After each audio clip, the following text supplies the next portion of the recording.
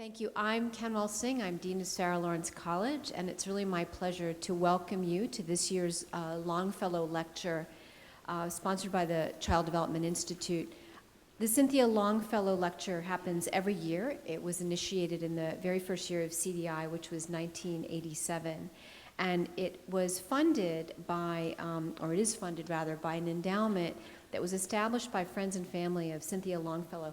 Cindy Longfellow is an alum, or was an alum rather, of Sarah Lawrence. She graduated here in 1972, having studied psychology. And then she went on after that to Bank Street College of Education and eventually earned her EDD degree from Harvard in 1979, and I believe was faculty of human development at Wheelock College, if I'm right about that. She was always interested in the application and theory and research to work with children, and so she is honored every year by this Longfellow Lecture sponsored by CDI. And I know you all are probably fans of the Child Development Institute, but I want to say a little bit of a word about it and why I think it's so important, and a little bit of my own personal story about education. The Child Development Institute's mission is really an extension of the pedagogy and the educational mission of Sarah Lawrence College as a whole. It's founded on the perspective of the child as an individual and sees education as a broad opportunity for nurturing the humanistic, social values, and emotional and imaginative parts of the child, as well as their intellectual development, or as a part of their intellectual development. When I first came to Sarah Lawrence, I'm a physicist by training, and when I came to Sarah Lawrence, I had the great good fortune the same year that I started teaching here to work on a Carnegie Corporation funded project in the city. And I was actually working with some people from Bank Street, and it was all about, it was called Teachers for a New Era, and it was all about improving the professional development and the training that teachers got that were primarily interested in elementary and particularly early elementary education. So I got to go into a lot of classrooms in the city and to do a lot of observations of children and of teachers around science education. And I remember having so many conversations where I had to convince people on our research team that small children could really be very heavily engaged in science. And I kept hearing over and over and over again, oh no, that's too much. Science is just too much for young children. Oh no, they have to be much older. And so I would say, well, do you think that nature is too much for children, or exploring nature? Oh my God, no. I would hear, no, of course not.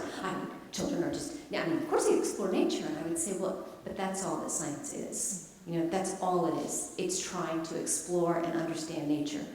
The tools change, the methods of analysis change, even the observation changes as we grow older, but that's just all part of development. But really, at its foundation, science is all about the exploration of nature. And what I love so much about the Child Development Institute is this absolute recognition and respect for the intellect of very small children.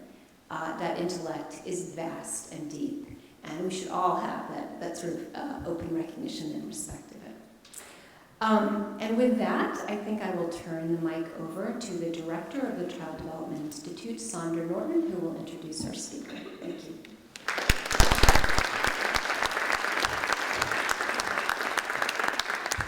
Thank you, Kenwell. Education is not a race. Busyness does not equal betterment. A perfect transcript is not worth the cost of a lost childhood. No battery of tests can assess what matters most in life: integrity, determination, empathy, resourcefulness, connectedness, a thirst for knowledge, passion, creativity, adaptability, the aptitude to read not just books, but also faces, confidence and kindness, respect. These are the qualities that adults who are truly prepared and engaged possess. They are beyond measure, and they are what we must actively cultivate in our children. These are the words of Vicki Abeles, who I'm honored to introduce tonight.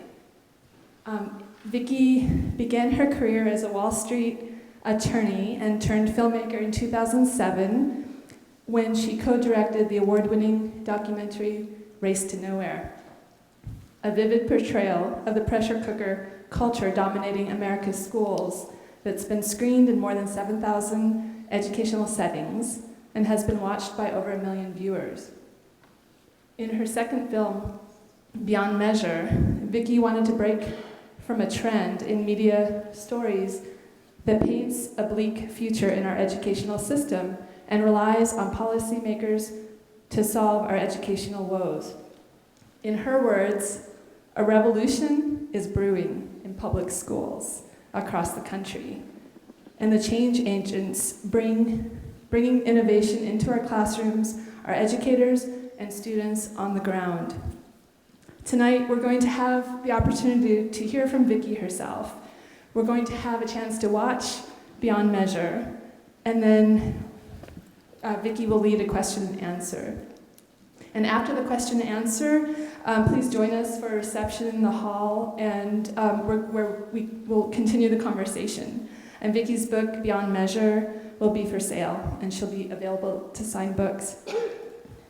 Vicki has been featured on CNN, NBC Nightly News, The Katie Couric Show, NPR, Oprah Radio, and The Today Show.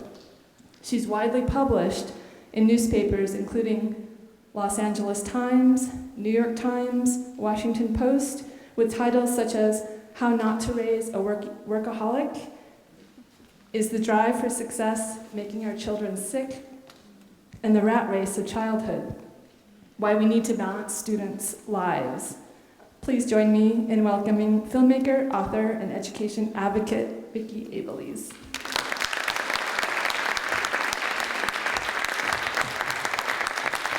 Thank you. Good evening. It's great to be here tonight. So as many of you know, about 7 years ago, I produced a film called Race to Nowhere. That film examined how our current education culture is undercutting students' health and learning. Just quickly, a show of hands, how many in the audience have seen Race to Nowhere? And of those of you who have seen the film, how many of you, when you watched the film, said, I know that story? Good. After the film came out, I spent a couple of years traveling the country, visiting dozens of states and hundreds of schools. Over the course of that 2 years, I was struck by the stories that I heard, many of them echoes of the stories in the film. And I was also blown away by the passion that I saw for change amongst parents, educators, and students. At the same time, almost every screening ended with the same hanging question. If the current system isn't serving our children, what is? How do we make change? Those questions inspired me to write a book and to produce the film that you're about to watch tonight. This film tells a fresh story of what's possible in our schools. I hope you'll join me in watching the film tonight with an eye towards the film's potential to inspire forward movement, to help us reclaim childhood and learning. Ask yourself whether you're moved by the schools and the stories in the film, to act.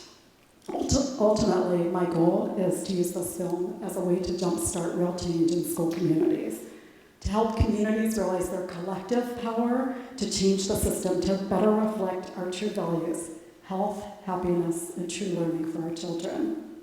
As the film is playing tonight, please be watching for a person or situation that is personally resonant in the film or a story that inspires you to want to take action.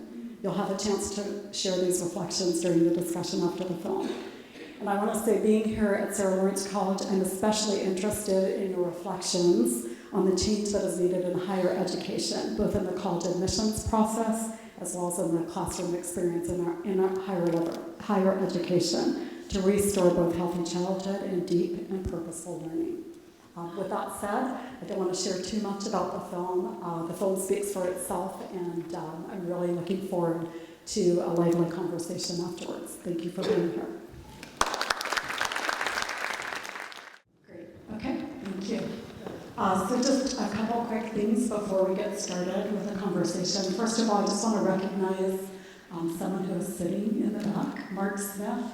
You want to stand up? Mark is our cinematographer, and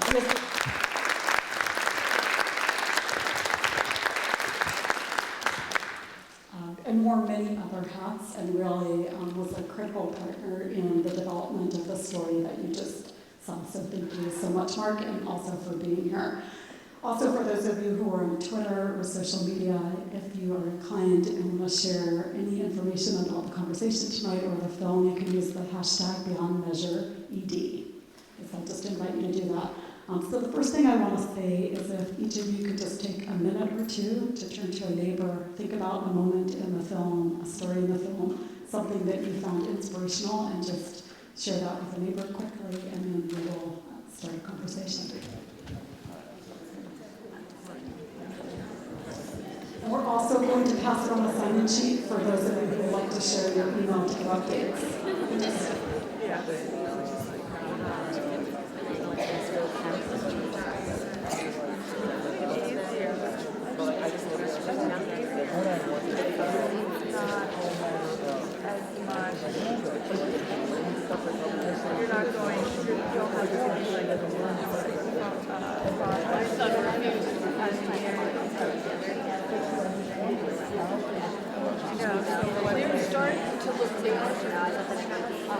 But I think we haven't worked that you work in a private school. Yeah, I worked in a private school. Yeah, I know. It's private school based on the barriers to success are great there because you have top-down resistance. You have very circulatory system buy-in. And I found, I suppose we have longer blocks for we are not that was in the private school. Well, I thought I said, I'm not going to teach you.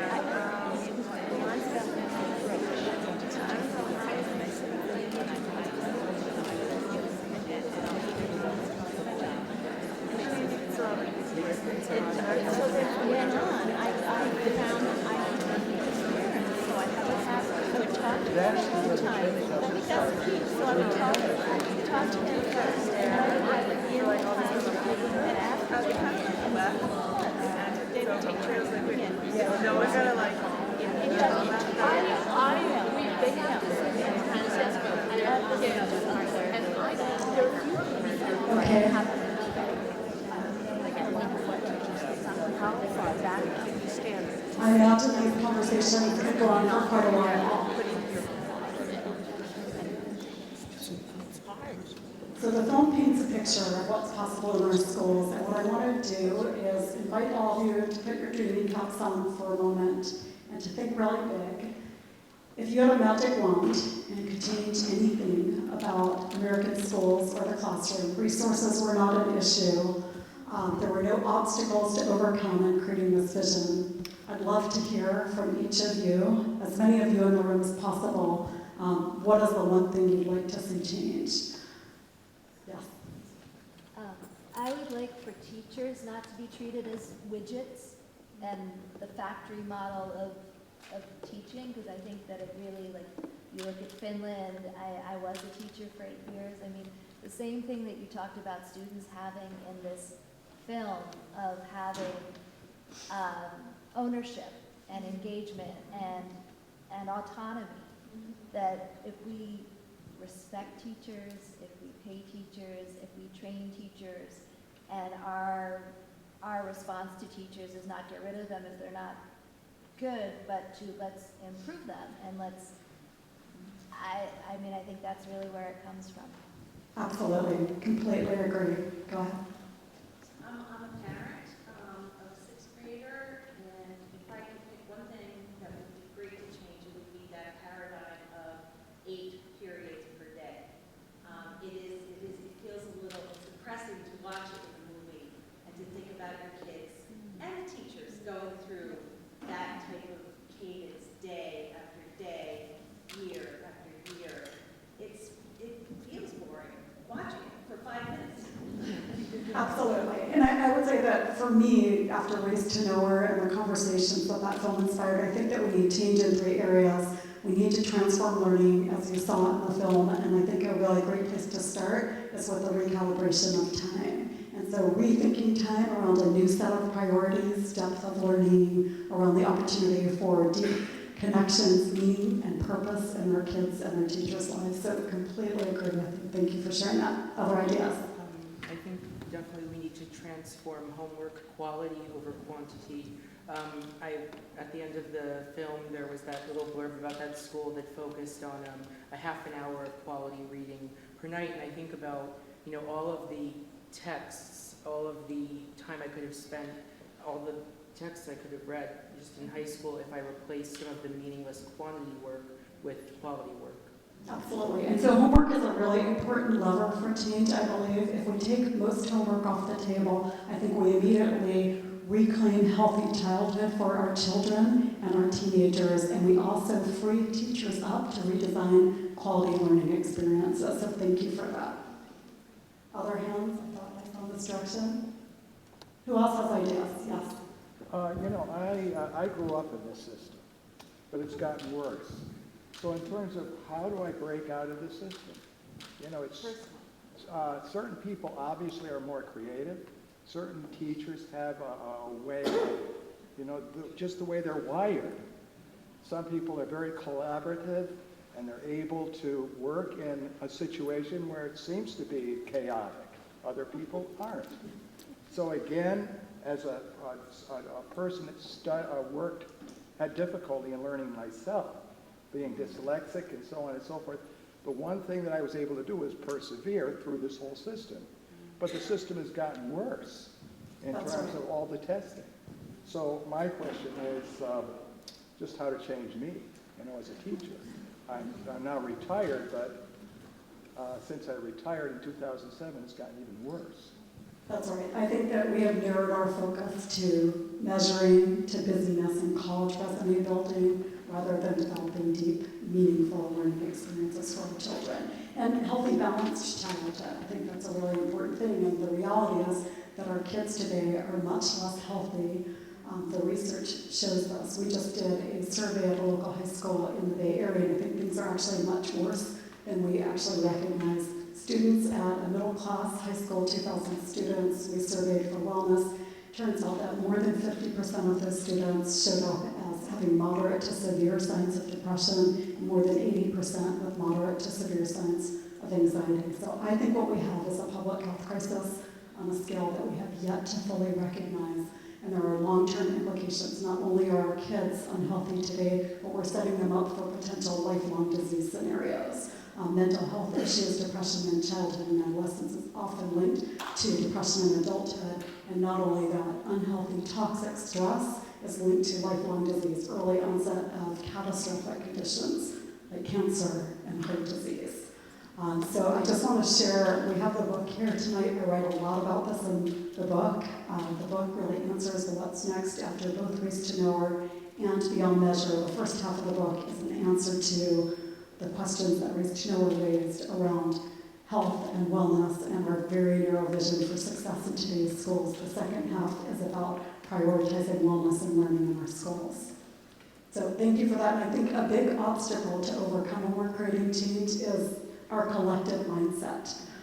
So many of us are stuck in the idea that school is best done as it's currently done, and I think the world has changed rapidly, and we know from research around how we develop as human beings, the things that motivate young people and adults and all of us, and I think the examples you just saw in the film are fine examples of schools that are putting that research into practice just as they do in Finland. They use our research to inform their practice. So my hope is that this film is a starting place for a new vision of what's possible. I think I saw a hand over. Yes, in the back. There are so many things that I would like to suggest changing, but I think one of the biggest things is the mentality of everybody, students, teachers, parents, administrators, everybody, in this limiting belief system and is wanting to just really discuss and complain about everything that's wrong and everything that we shouldn't be doing and all the things that are wrong about Common State testing, and instead open these discussions. And I really feel so strongly that a lot of that has to come from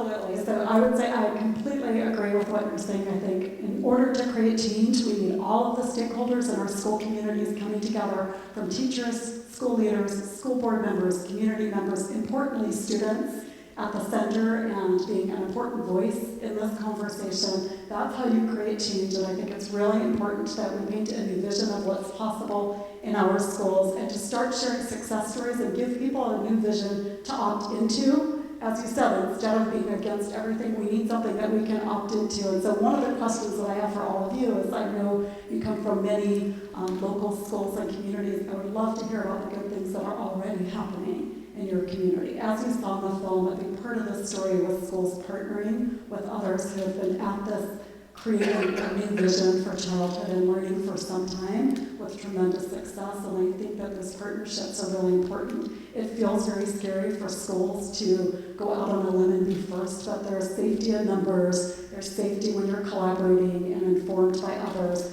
who are leading the way. Yes?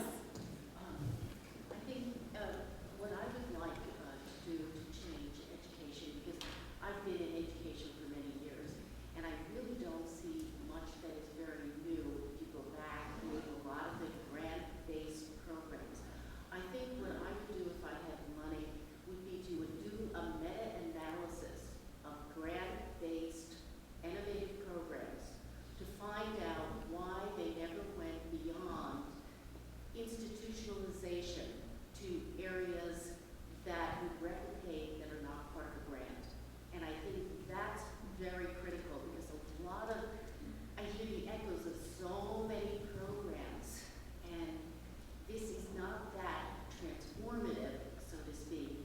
And I'd be very curious about how many schools were grant-based schools who had additional monies to provide the time to do that. So I think we need a meta-analysis of why it was a failure in grant-based innovation. Okay, great. I appreciate that. Yes? Isn't it interesting that one of the people said it didn't cost any more money? That is not programs, and we thinking by throwing money at these problems that we have with education, we're going to solve it. It's about rethinking. It's about being open to more ideas and maybe asking the students, how would you like to learn? Right, and it is, absolutely. So we can reallocate the resources that are currently being placed in areas that aren't actually making a meaningful difference. And I think it is about empowering individuals in our communities. I think that's one of the other big obstacles to change, is that people, parents, teachers, students don't believe they have the power to change things. Yes? Hi, we have school-age children, and I'm also a high school English teacher, and I'm also pursuing my administration certification right now, so I kind of have my hand in all areas. And one thing that I'm listening to what everyone's saying and everyone's background, it's really returning some of the local control to the school districts, because their hands are tied. You know, the teachers have to answer to the administrators have to answer to the superintendent, who has to answer to the state, and no one wants to take the risk. And we're actually going to be using your materials at a staff meeting in 2 weeks. And I was talking with the principal as part of my internship, and I said, so then are we going to apply for a waiver for the Regents exams? And he said, oh, well, we're not going to do that. And he said something else, and I said, well, are we going to go to project-based learning? He said, well, you know, I don't want to we can't change everything. And I'm saying, then why are we hosting this? Then why are we having these conversations?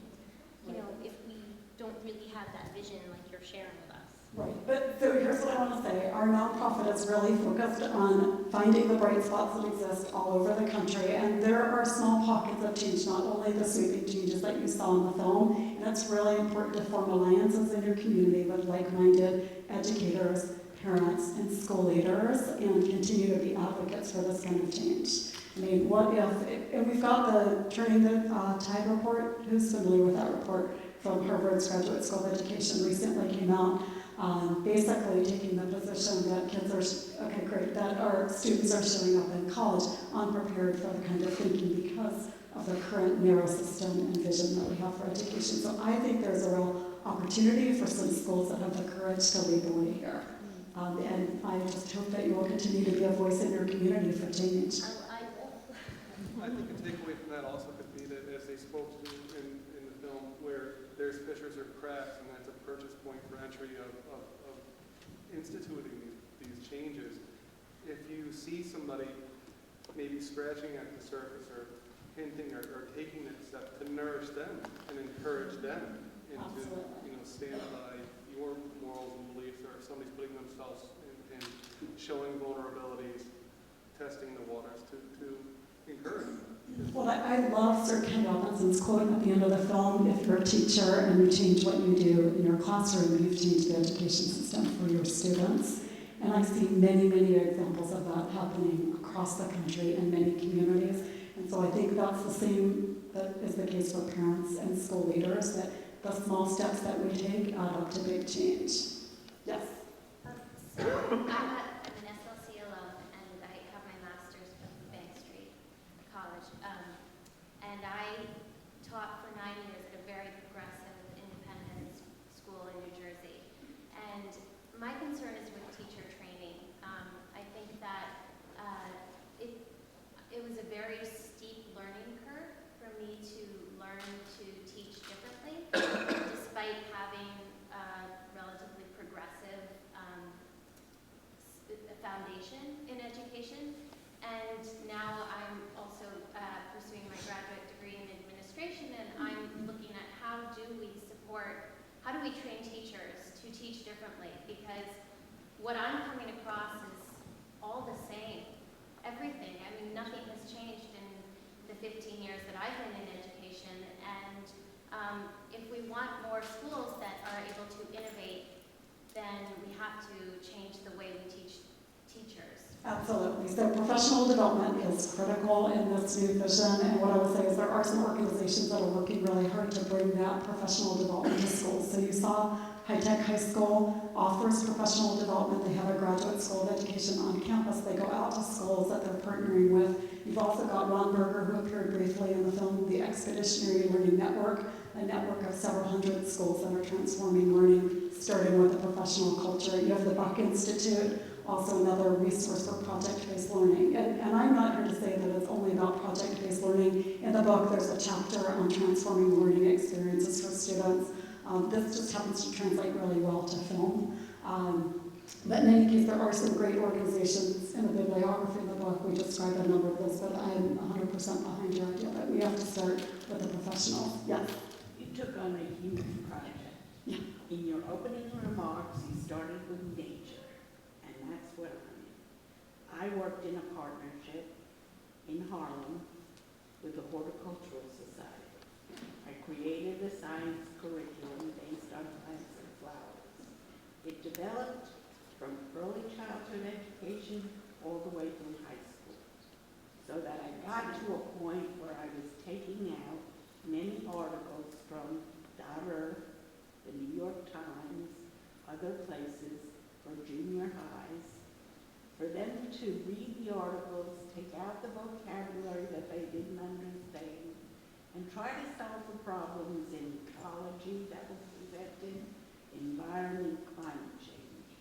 And that would lend itself to your project. Absolutely. And we know, for those of you who follow what's happening in Finland, Finland right now is undergoing a new transformation of their schools to organize their curriculum rather than around subjects, around deep problems, important problems that we face in our world. And I think that's a really important way that you can see. Right, so you are ahead of the time. Yes?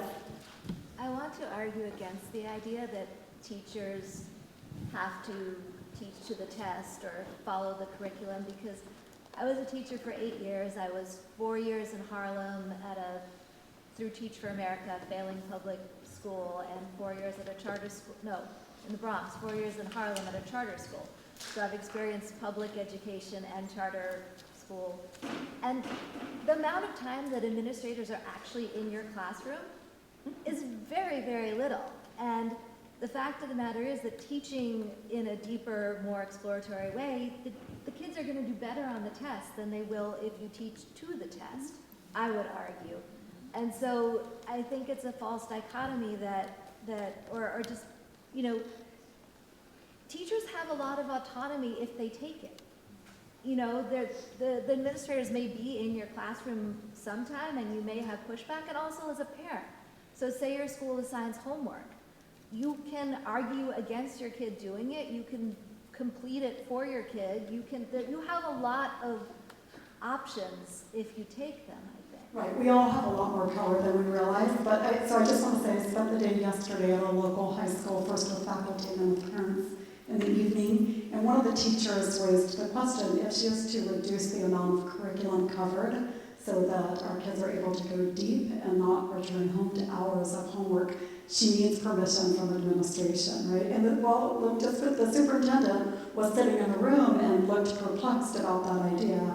And she turned around and said, look, our chair of the department sets the curriculum that we have to cover. And so we as a department need to agree to scale back. So I do think it's really important when creating teams that we're collaborating with the other professionals in the building. There's also safety in numbers. And I think going back to the person who raised the question about time, it's really important that we give educators the time for the professional development and the time to transform their practice. We can't expect them to make these kinds of changes overnight or even to take homework off the table unless they have the opportunity to transform what they're doing. Yes. I will say, may I? Yeah, really quickly. I was going to just make sure I heard from another voice. Can I come back to you just so we make sure we hear from everyone? I just wanted to support this idea of that sharing is really at the crux of it all, sharing successes, sharing ideas. And there was mention in the film about bottom up over top down, but it's really, as you said, everybody, and we need to make meaningful time to share, because the one complaint teachers have is not enough time for anything. And if we use up time with meetings that, where things could be done, major points could be sent by email, and there could be a system for doing that, and make meeting time really, really meaningful, like we see those kids sharing. We need that as teachers, parents, and it's a very complex community, and everybody needs to be part of the sharing. And so I think a great place to start with that change is to change the traditional school schedule. This idea that all of us are churning through 8 40-minute periods and then sending our children home to churn once more through the 8 well-meaning teachers in their lives who want them doing more work after their 37 to 40-hour work week. That's where I think that we start to affect change, so that there's opportunity for teachers to collaborate, for faculty to do professional development, and for students to go deep with their learning and to get their learning done during their workday, not in the evenings. Other hands? Yes, I'll come back to you. I have 2 comments. One is I taught in 2-hour workshops. I was able to get in interdisciplinary work, and so that when children were planting, and we always had a planting project, whether it was the rainforest, creating a diorama, or planting seedlings, or having we had a garden that was for people who couldn't see or feel or anything. It was a feeling garden, in other words. Well, that's done. But I did teach in 2-hour workshops and was able to go deeply into botany, ecology, and different subjects like that. I will tell you that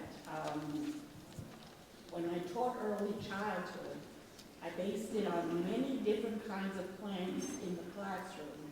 And the psychology of it all, the psychology of it all was tolerance, responsibility, cooperation.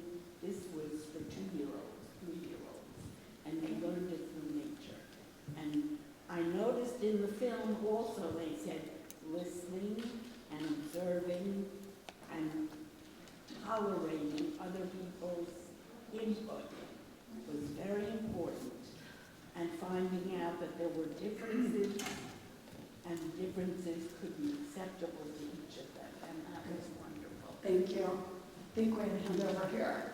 We have time for one more, and I just want to say I'm going to be out there signing books. I would love to talk to all of you. I'm really interested in your ideas on how we can take the models you saw in the film and take them to scale. And I hope that each of you are inspired to become agents of change. And the best way to do that is to start raising awareness about these positive stories that are happening across the country. Yes? I was going to say, I think we're treating symptoms all of education and schooling. And I don't think it is to go to college, like that came up a lot. And I think we need to train or teach children to be global citizens who are loving and really want to make a change. And I think that's what happens when they do projects and they're interested and they feel like they have a purpose. But if we train them to go to college, like that's not it. Like there's a bigger picture, and I think that's the issue. Like, you know, homework, like all these are little issues that don't really solve the bigger problem. Absolutely. So I think it does start with this question about what is the purpose of education. Thank you. It's actually a great note to wrap up on. I want to mention this to all of you, and for those of you who sign up to get our email updates, you'll see this short video clip that I had hoped to share tonight. We had a screening of this film just a few weeks ago at Olin College, which is featured in the film. And I had the good luck to sit on a panel with Elizabeth Coleman, who is the former president of Bennington College. She shared a lot of provocative thoughts after the film. But one of the thoughts was, the question posed to her was, where do we start in creating an education revolution? And her response was that until we stop thinking about kindergarten through 12th grade as preparation for college, there will be no education revolution. And she went on to say, what if the experiences that we offered our kids, K through 12, were so amazing that they didn't necessarily have to go to college? So I just want to leave you with that thought. I think it's a provocative thought. She said, until we stop treating college as the gates of heaven and everything else leading up to it is just to get there. I think that's a really important thought. And so thank you for wrapping this up and the big picture and the purpose. And I just want to say thank you to Vicki Abeles. And the line, courage is contagious, from the film, and we thank you.